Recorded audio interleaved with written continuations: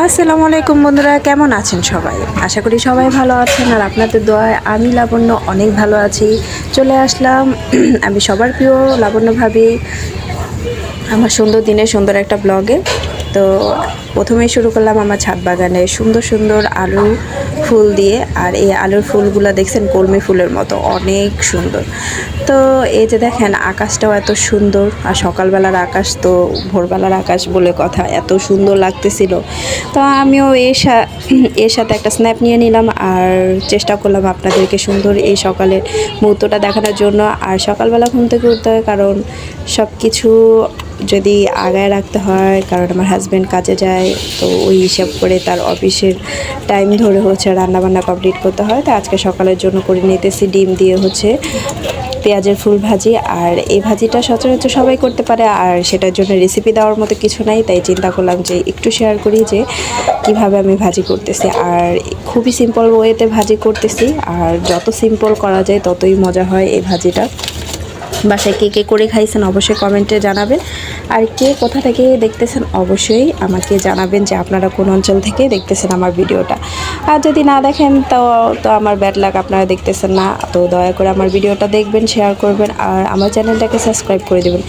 বলতে বলতে আমার ভাজি প্রায় কষানো হয়ে গেছে, এখন দিয়ে দিলাম ভাজি। আর এই কহিগুলো আমি আগে থেকেই সিদ্ধ করে রাখছি, কহি না সরি, পেঁয়াজের হাইগুলো আগে থেকে সিদ্ধ করে রাখছি, আর সেটাকে আমি ভালো করে এখন হচ্ছে ভাজি করে নেব। আর এই পেঁয়াজের হাইটা সবুজ সবুজ থাকতে নামিয়ে নেবেন, তাহলে খেতে অনেক পরিমাণে মজা হয়। তো আমার পেঁয়াজের হাই ভাজি শেষ, এখন হচ্ছে যে চিংড়ি মাছ দিয়ে হচ্ছে যে আমি একটু টমেটো দিয়ে ঝোল করব ছোট চিংড়ি দিয়ে। আর এইভাবে রেসিপি দিতে পারলাম না, সরি, ক্লিপ নিতে ভুলে গেছি।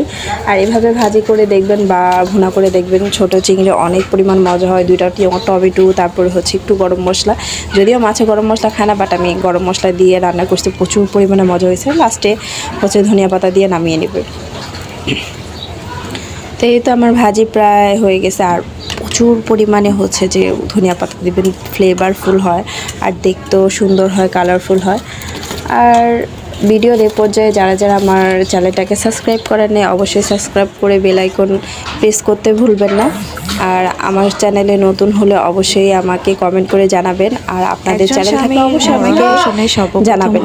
আর এখন করে নিচ্ছি হচ্ছে দেশি মুরগির মাংস। দেশি মুরগির মাংস দেখেন কি সুন্দর করে কষানো হয়ে গেছে।